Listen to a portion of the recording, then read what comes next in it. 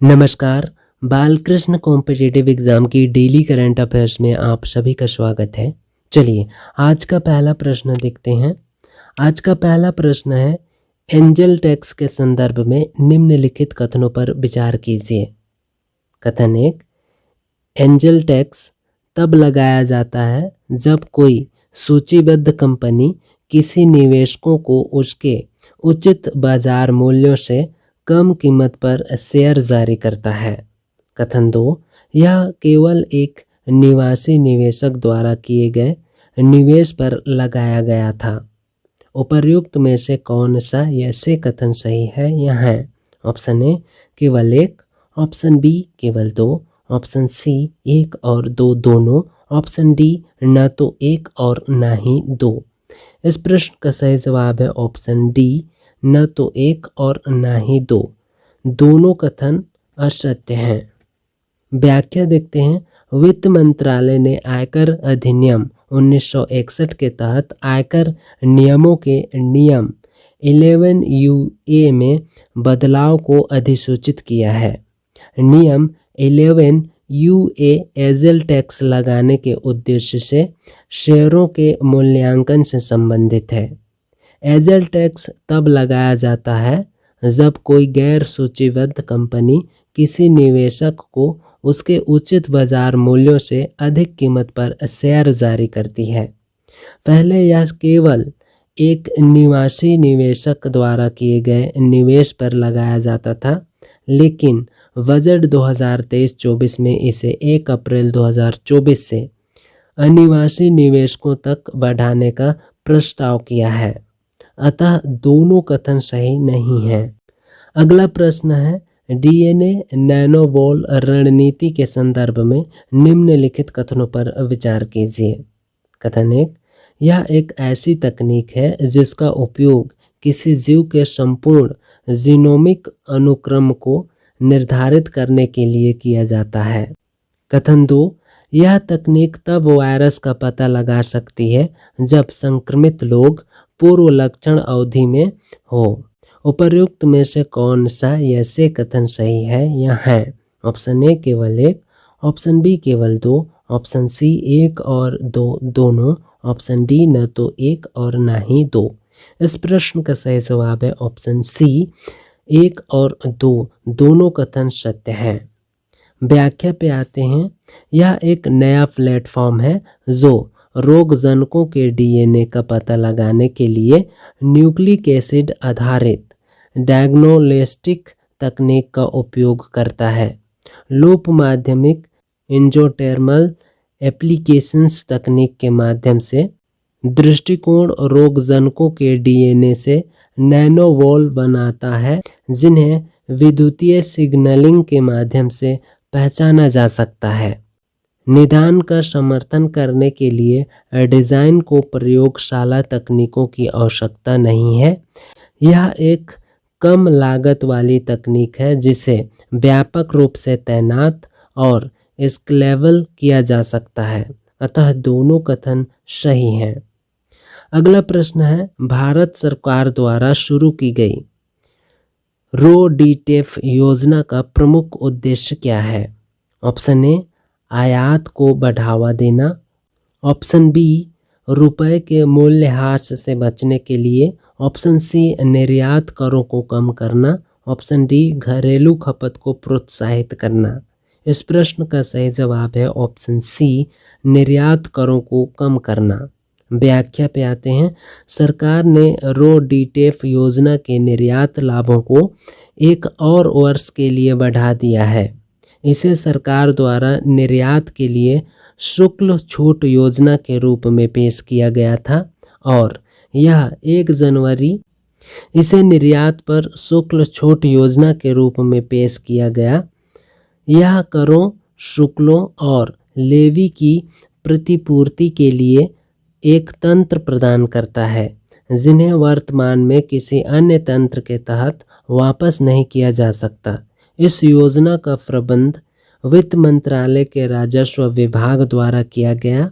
RoDTEP करों, शुल्कों और levy की प्रतिपूर्ति के लिए एक तंत्र प्रदान करता है जो वर्तमान में केंद्रीय, राज्य और स्थानीय स्तर पर किसी अन्य तंत्र के तहत वापस नहीं किया जाता है, लेकिन निर्यातित उत्पादों के निर्माण और वितरण की प्रक्रिया में निर्यात संस्थाओं द्वारा खर्च किया जा सकता है। अतः विकल्प सी सही है। अगला प्रश्न है वालसम यानी कि जिन्स इम्पेथिन्स के संबंध में निम्नलिखित कथनों पर विचार कीजिए। कथन 1, वालसम को आमतौर पर टच मी नोट के रूप में जाना जाता है क्योंकि इसके परिपक्व बीज छूने पर फूट जाते हैं और बीज वितरित रहते हैं। कथन 2, इडुकी विशेष रूप से अन्नामुडी के आसपास की ऊंची पर्वतमाला को अक्सर वालसम स्वर्ग कहा जाता है। कथन 3, यह एक ऐसी प्रजाति है जो संकेतक का काम करती है। उपर्युक्त में से कितने कथन सही है या हैं? ऑप्शन ए केवल 1, ऑप्शन बी केवल 2, ऑप्शन सी सभी 3, ऑप्शन डी कोई भी नहीं। इस प्रश्न का सही जवाब है ऑप्शन सी, सभी 3 कथन सत्य हैं। व्याख्या देखते हैं। वालसम को आमतौर पर टच मी नोट कहा जाता है क्योंकि इनके परिपक्व बीज छूने पर फूट जाते हैं और बीज वितरित रहते हैं। इस प्रकार पहला कथन सही है। इडुकी विशेष रूप से अन्नामुडी के आसपास की ऊंची पर्वतमाला जंगली वालसम की समृद्ध विविधता के लिए प्रसिद्ध है। वैज्ञानिक अक्सर जिले को वालसम स्वर्ग कहते हैं, अतः 2 कथन भी सही हैं। जलवायु परिवर्तन के लिए संकेतक प्रजाति के रूप में वालसम एक महत्वपूर्ण भूमिका निभाती है। इस प्रकार तीसरा कथन भी सत्य है। वालसम का एक नियमित जीवन चक्र होता है जो जून से दिसंबर तक रहता है। किसी क्षेत्र की जलवायु में कोई भी परिवर्तन अक्सर इन पौधों की आबादी में परिलक्षित होता है, अतः सभी कथन सही हैं। अगला प्रश्न है उन्नत अति उच्च रिजोल्यूशन रेडियोमीटर यानी कि AVHRR के संदर्भ में निम्नलिखित कथनों पर विचार कीजिए। कथन 1, यह एक बहुउद्देशीय इमेजिंग सेंसर है जिसका उपयोग विश्व स्तर पर क्लाउड कवर, समुद्र की सतह के तापमान, बर्फ और वनस्पति कवर सुविधाओं की निगरानी के लिए किया जाता है। कथन 2, यह दृश्य निकट औरक रेंज में 3 सौर चैनलों का उपयोग करके पृथ्वी के उत्सर्जित विकिरण का पता लगाता है, लेकिन इसमें थर्मल औरक्त चैनल का अभाव है। कथन 3, इनसेट 1 उपग्रह श्रृंखला में उन्नत अति उच्च रिजोल्यूशन रेडियोमीटर का अभाव है। उपर्युक्त में से कितने कथन सही है या हैं? ऑप्शन ए केवल 1, ऑप्शन बी केवल 2, ऑप्शन सी सभी 3, ऑप्शन डी कोई भी नहीं। इस प्रश्न का सही जवाब है ऑप्शन ए, केवल 1 कथन सत्य है। व्याख्या देखते हैं। बहुउद्देशीय इमेजिंग उपकरण advance very high resolution radiometer का उपयोग क्लाउड कवर, समुद्र की सतह के तापमान, बर्फ और वनस्पति कवर विशेषताओं की वैश्विक निगरानी के लिए किया जाता है, अतः कथन 1 सही है। यह 6 चैनलों में पृथ्वी के बाहर जाने वाले विकिरण का पता लगा सकता है। दृश्य निकट औरक्त क्षेत्र में 3 सौर चैनल और 3 थर्मल इंफ्रारेड चैनल, नांदीर पर 1 किलोमीटर के स्थानिक रेजोल्यूशन के साथ, अतः कथन 2 सही नहीं है। वेरी हाई रेजोल्यूशन रेडियोमीटर का 2 चैनल रेडियोमीटर है जो पृथ्वी के दृश्य और औरक्त तस्वीर प्रदान करता है।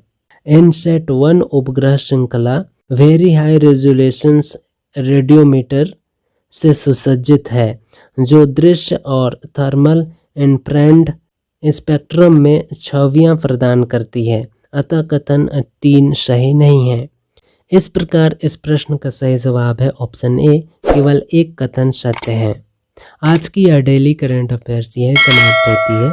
आप इन सभी कंटेंट की PDF चाहते हैं तो नीचे डिस्क्रिप्शन पे लिंक है, आप डाउनलोड कर सकते हैं। आप हमारे टेलीग्राम चैनल से भी इसकी PDF प्राप्त कर सकते हैं। अगले सेशंस पे आपसे फिर मुलाकात होगी। तब तक के लिए स्वस्थ रहें, मस्त रहें और पढ़ते रहें। जय श्री कृष्ण।